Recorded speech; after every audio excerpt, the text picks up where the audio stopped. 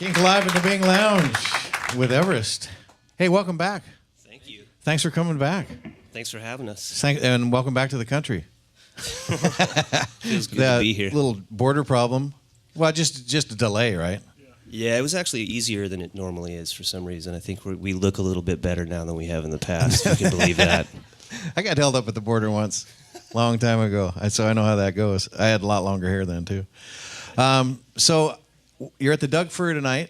Yeah. I'd like to thank you for a couple years ago. It was about a year and a half ago. You came in town and played our Rosone show.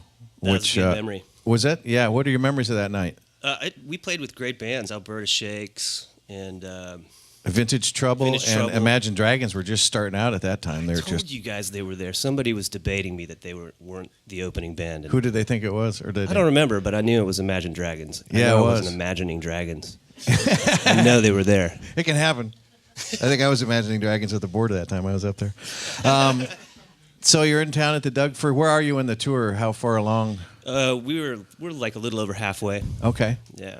What's the plan? Ownership is the latest album you got. Ownerless. Ownerless? Yeah. What did I say? Ownership? Yeah, you can call it that, though. No, I kind of like it. Ownerless is way better. So are you working on a new release? Yeah. All the time, constantly writing? How does that work for you? I think that we've been touring all summer with two new guys, and our drummer and our guitar player are new additions to the band, and we've been touring and figuring out what our next move is, and it's been kind of a warm-up for what we want to do next. What's your next move? I don't know. Oh, cool. But we're warming up to it. Well, yeah. I'll tell you when we get there. As long as it's in the sights somewhere. Down the road, I think it's going to be there some point. I used to know. You used to know? Did you ever get tired of talking about Neil Young?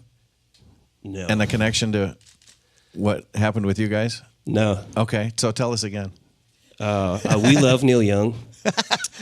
And he's been really kind to us, and he's given us a lot of shots, and he's taken us on the road, and he's released records of ours. Oh, that's really great. Yeah, and he's a kind and giving and sharing friend of ours, and it's really organic, really awesome relationship with him. He seems to. I don't know Neil. I've met some of the other guys that he hangs with, but he seems like he's always coming from the right place.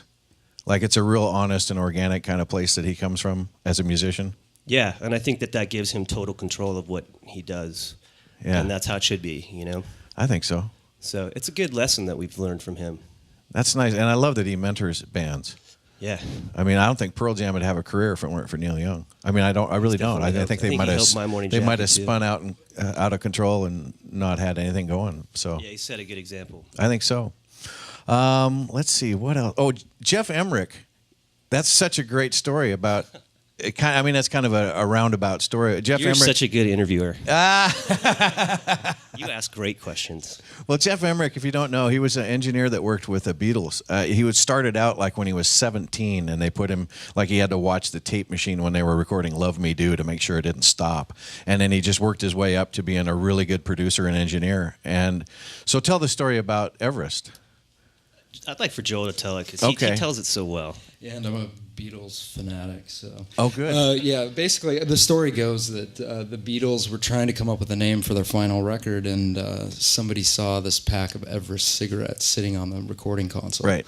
And they toyed with the idea for a little while of trying to play their final show at the base of Everest, or all these grand like ideas a photo shoot on the mountain, top of the mountain. Terrible idea. And some of the tape boxes from Abbey Road actually list Everest as the album title, but the record ended up becoming Abbey Road instead. Well, what I heard too is that they had this elaborate plan to shoot the album cover on top of Mount Everest, and they were going through, and they actually went into seeing how they could do it, and they just went, "Oh hell, let's just go outside and shoot it. We'll just cross the street."